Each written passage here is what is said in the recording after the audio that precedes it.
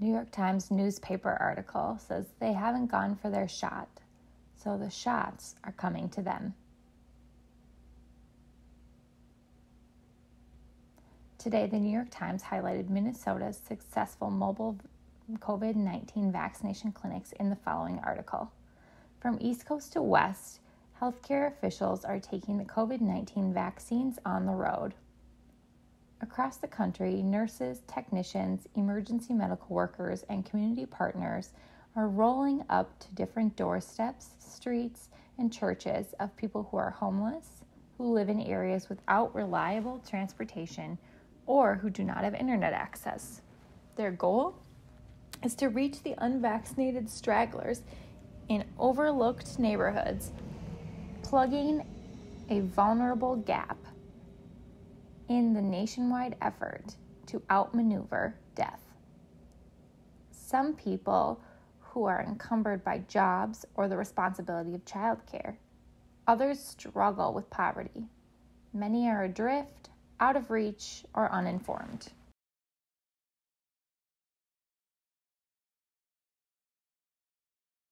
Sussex County's Magic Bus.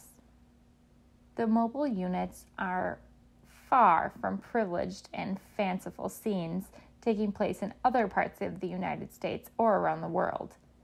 In Israel, a bar offered patrons shots for shots.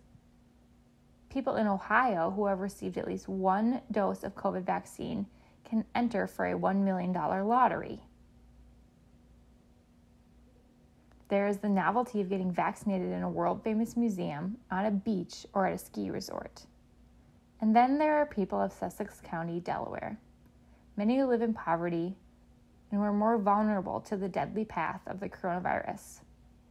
A trip to the doctor or vaccination appointment can mean enduring the time-gobbling navigation of irregular bus routes or losing an entire day's wages.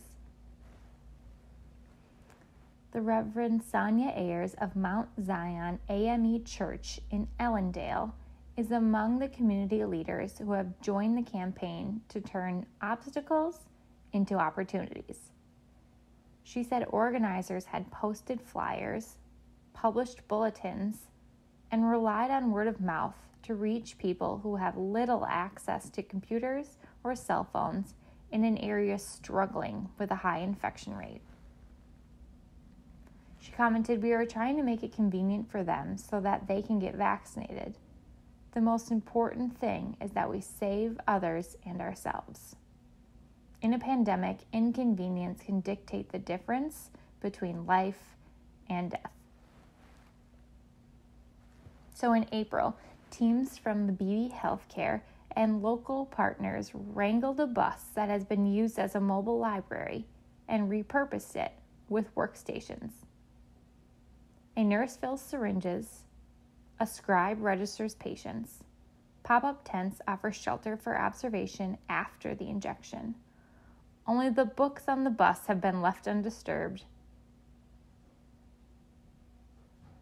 arrayed on their perches as silent overseers of the life-saving work.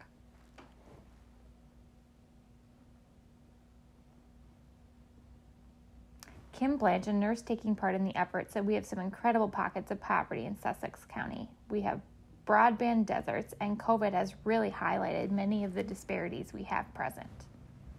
When it comes to vaccination, she said, literally meeting people where they are is so important. It is a team effort, all eyes on the road. There are county officials, librarians, and medical workers who monitor patients after they receive a shot. The care, however, does not end when the needles are withdrawn from arms. The bus is one big opportunity on wheels.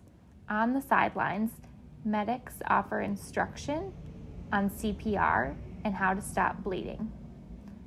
Another resource from the community might not have had access to before, but may someday mean the difference between life and death.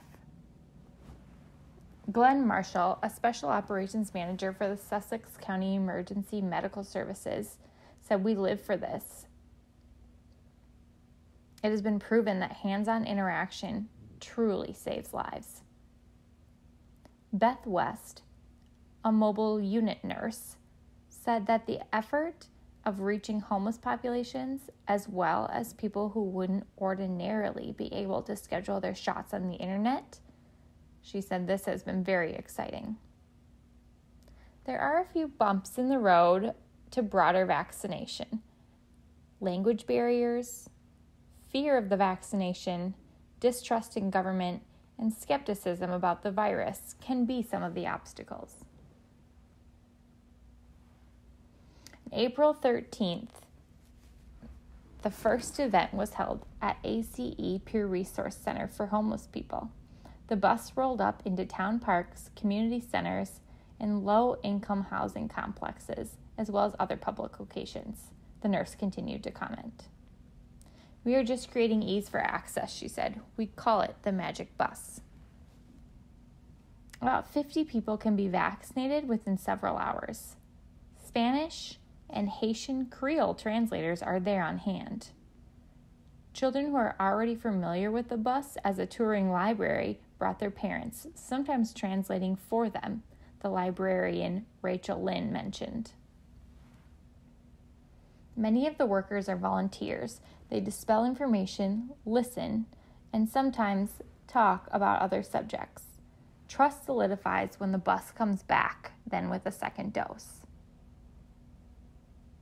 This return is important to us, Luis Torres mentioned. On June 3rd, he gets his follow-up. Mr. Torres, 64, said that his first dose was May 13th and was only possible because the bus was stationed that morning at Bethel AME Church in Milton, a 5-minute walk from his home.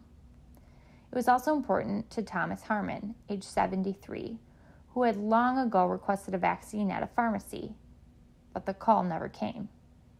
So when the project coordinator from the church told Mr. Harmon about the bus, he rode his bicycle there from the senior living residence.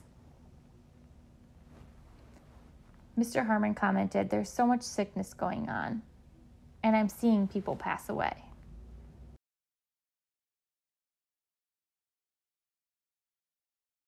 In Washington state, there are shots outside of the shelter. The Bread of Life mission first opened its doors to people in need of shelter and food in 1939 as the Great Depression was coming to an end in the United States. This year, the mission, which is just south of downtown Seattle, has taken on its newest hardship. But now relief is coming in the form of a vaccine. Fewer than half of all Washington state's residents have been fully vaccinated, according to data that's been compiled by the New York Times.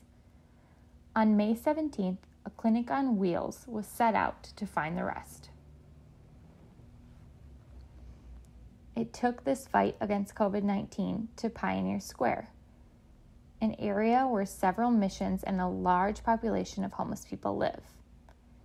The team from Harborview Medical Center parked in front of the Bread of Life mission and set up its white tents, one for administering vaccines, another with folding chairs so recipients could rest after receiving their shot.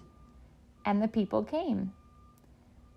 There were men without a home, for example, Thomas Dunlap, age 52, who just by chance noticed the mobile clinic and accepted the vaccine with relief, as did another homeless man named Michael Klinger, age 57, who said he was just sick of wearing a mask.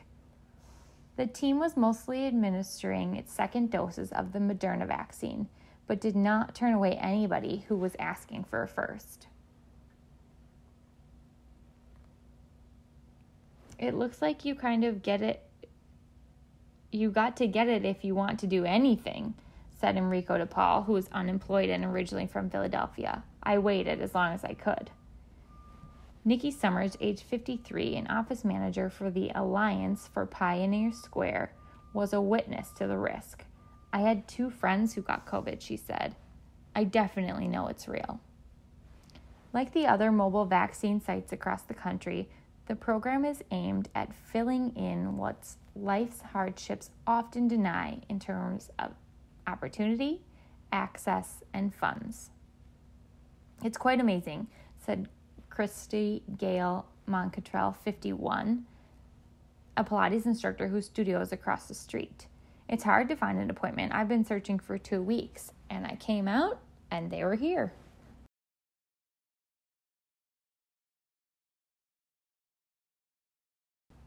The Minnesota Family Farm.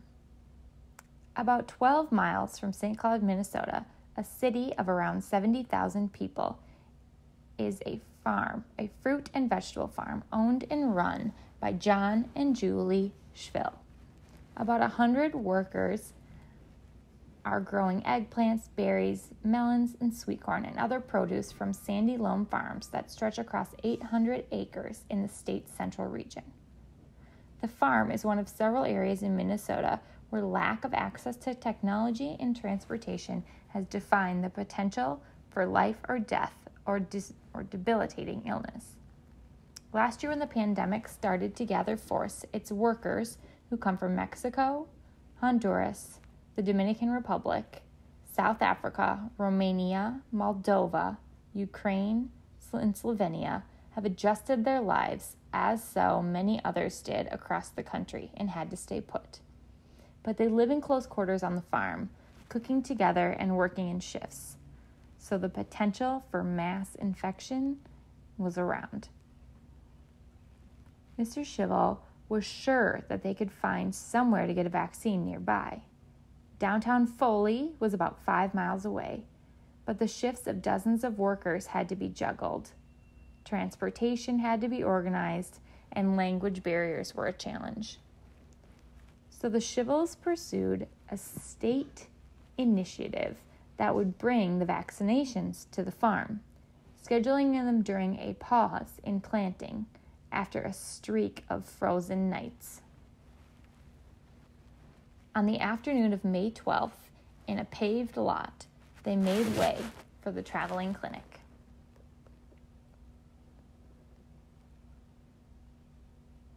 Mr. Schvill said the buses pulled in while the tractors pulled out. Over the next 3 hours or so, 60 workers were vaccinated with the Johnson & Johnson vaccine, which meant the bus only needed to make one single trip. Some of the South African workers declined, and others were fearful but went ahead. The Minnesota Department of Health and local partners and clinical support from Blue Cross and Blue Shield started to address gaps early this year by transforming 6 city buses into clinics. Seats had been removed and vaccination stations were installed. Personal protective equipment, canopies, tents, and snacks were put on board. Teams of up to 8 people would ride along. Since April 12th, the buses have rolled out to homeless services, providers, farms, rural communities, and multifamily housing units, said Emily Smoke, a department planner. 10 to 180 people can be vaccinated in one event, depending on its size, she said. Ms. Smoke said that the mobile clinic teams aim to build trust and really curb the impact of the virus on these communities, not just drive through them and tally up the numbers. We are showing up in communities and we are telling people, you do matter. We're not just going to leave you out of the greater process.